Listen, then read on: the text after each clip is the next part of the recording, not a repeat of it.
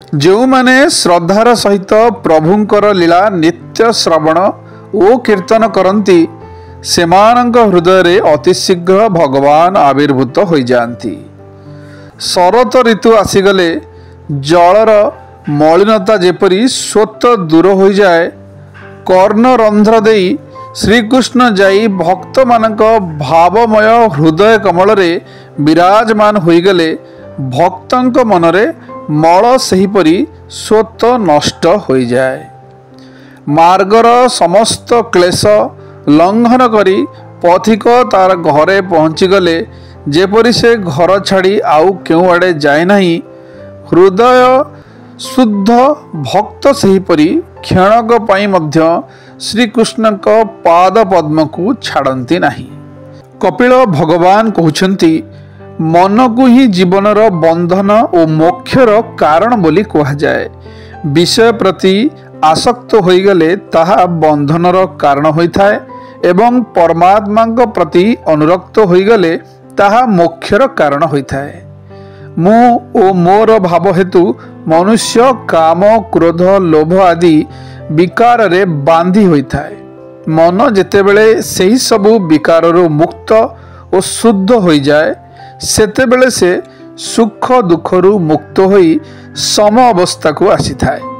मनर सम अवस्था आसीगले जीवनर हृदय ज्ञान वैराग्य और भक्ति रे युक्त होइथाए। से अनुभव करे जे भगवत प्राप्ति करने को हेले योगी मानक निमंते सर्वात्मा श्रीहरिंक प्रति करा जाउथिबा भक्ति परि अन्य कौनसी मंगलमय मार्ग नाही। भगवान कहउछंती मन को ही एही जीवनर बंधन और मोक्षर कारण बोली कहा जाए।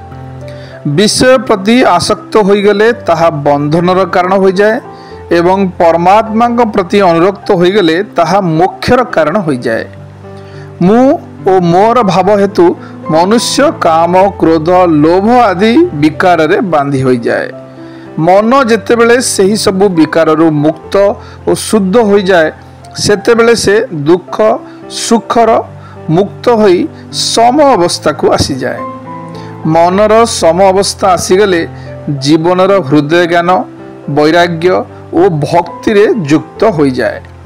भगवत प्राप्ति करने को हेले योगी मानकर निमंते सर्वात्मा श्रीहरिंक प्रति करा जाउतबा भक्ति परि अन्य कौनसी मंगलमय मार्ग नाही।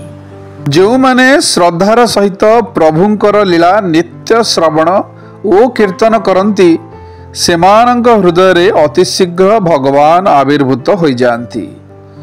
शरत ऋतु आसीगले जलर मलिनता जेपरी स्वत दूर हो जाए, कर्ण रंध्र देई श्रीकृष्ण जाई भक्त मानक भावमय हृदय कमल रे विराजमान होइगले भक्तंक मनरे मल सहीपरि स्वत नष्ट हो जाए।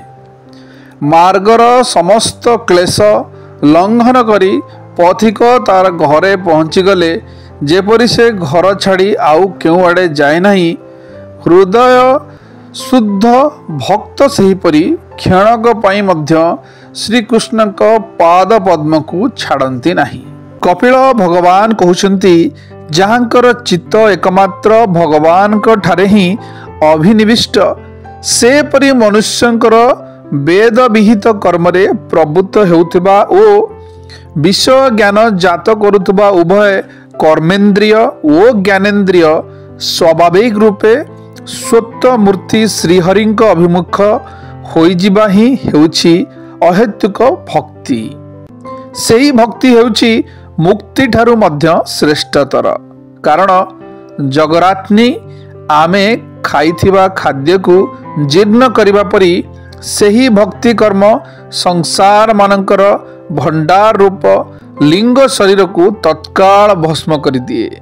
मोर पाद सेवारे प्रीति रखिथिबा एवं मो प्रसन्नता निमंते सकल कर्म करुथुबा भक्त माने एपरि भाग्यवान जे सेमाने परस्पर मध्यरे मोर पराक्रम विषय प्रेमर सहित चर्चा करती अथच मो संगे एकाकार होई जिबाकू अर्थात साजुज्य मुक्ति पाइबाकू मध्य इच्छा करती नहीं।